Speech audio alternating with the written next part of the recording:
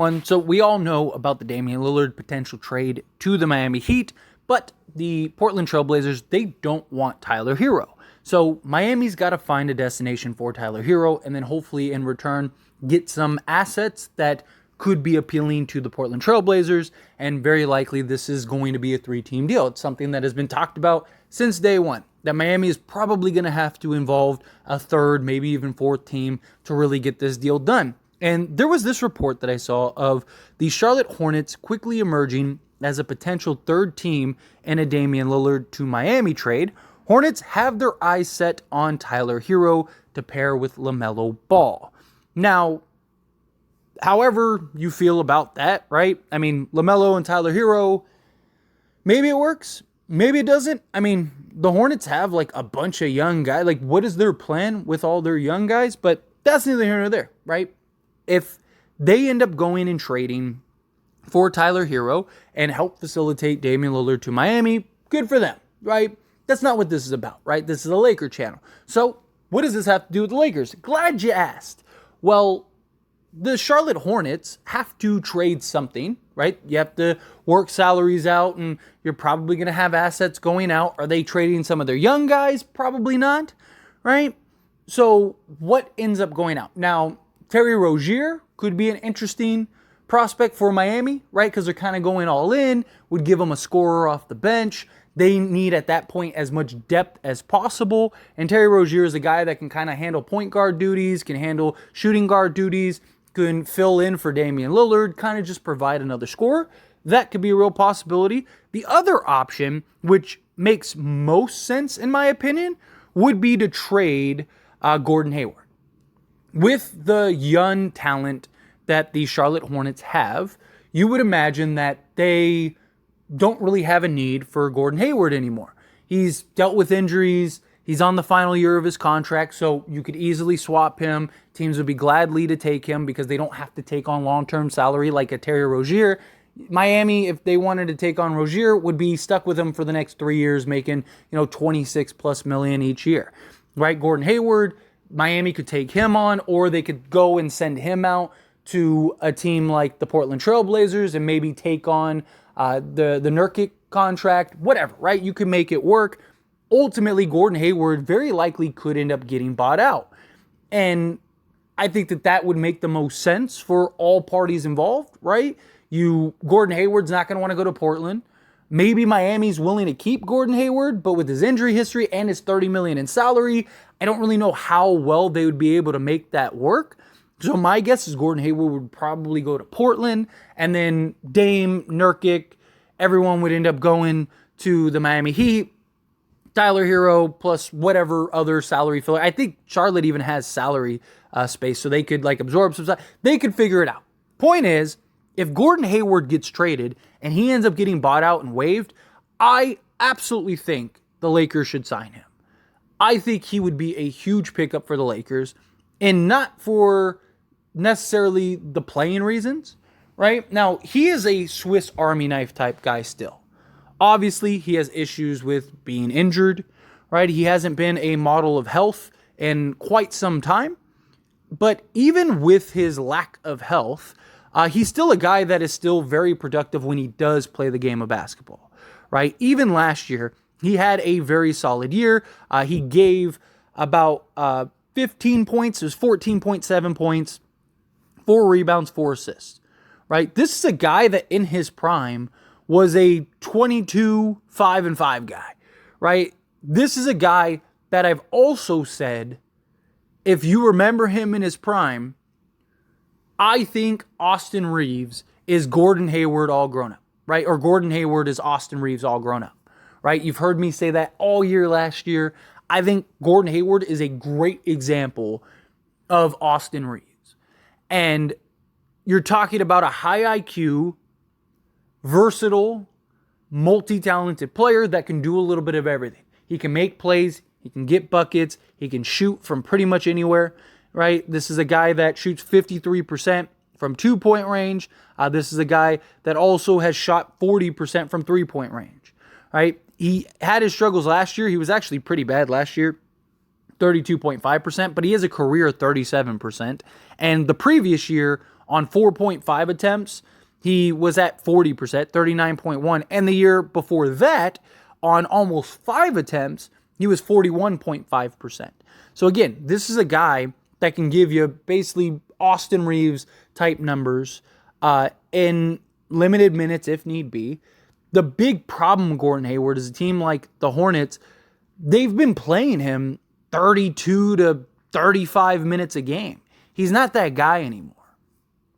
He would be a guy, and the reason I like the idea of Gordon Hayward is 3 reasons, really.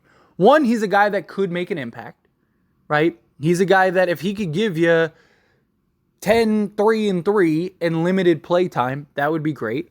Secondly, I think outside of another sizable center, the Lakers need a shooting guard. This is a guy that absolutely could fill in that shooting guard role. This is a guy that could play basically the 2, 3, or 4. And this is a guy that has good size at 6'7", and he's a piece that you could rely in and trust. He's a guy that is a veteran, that is going to be willing to come in and play whatever role is asked of him. He's a guy that wants to win. He's already 33, so he's only getting older. He brings that level of veteran presence, that leadership, that calmness that you want in those type of veterans. He's a guy that you could put in games and big moments if you needed. But third option, I think he would be great for Austin Reeves. Because again, if you don't know prime Gordon Hayward, talk about Utah Jazz number 1 option Gordon Hayward, then you sleeping. Because this dude was very good at the game of basketball, right? That was why when he went to Boston, people were like, give them the trophy. Like, he was the piece. He was that glue guy. He was a souped up Austin Reeves with Kyrie, Tatum, Brown. Like, it was like, oh, it's over. And then unfortunately, he plays 1 game, and in 5 minutes, we know the story, right? And ever since that, he's never really been able to get back to being that guy. He did follow it up the following year with 72 games played, which was nice.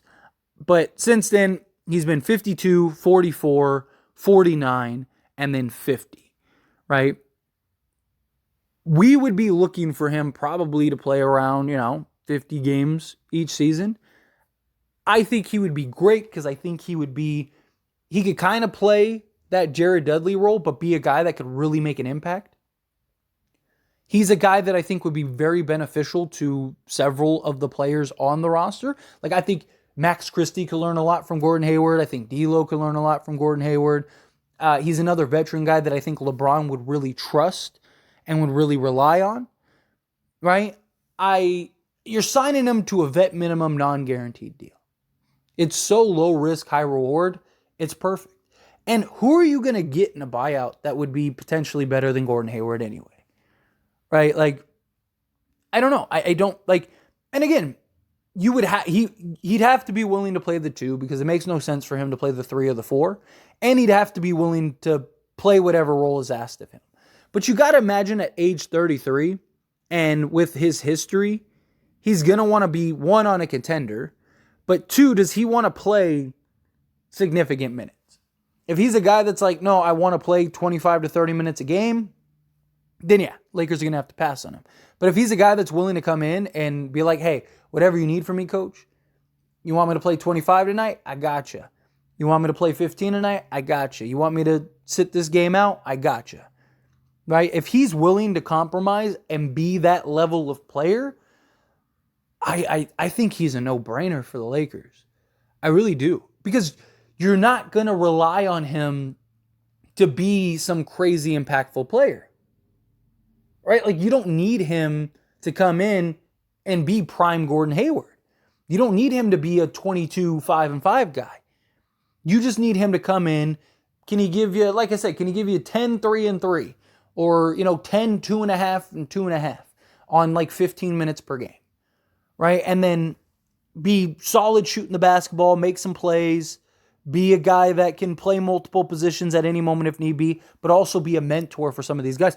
I really think Austin Reeves would benefit mightily from Gordon Hayward because Gordon Hayward the things that we expect from Austin Reeves and the things that we want to see from Austin Reeves, Gordon Hayward was that exact guy. That Swiss Army knife, could do everything, could play with other stars, could be the star, could be everything you need, right? This is a guy that was an all-star. Like, he was that guy. And I think that having him on the roster with all of these young guys, I think would be very beneficial.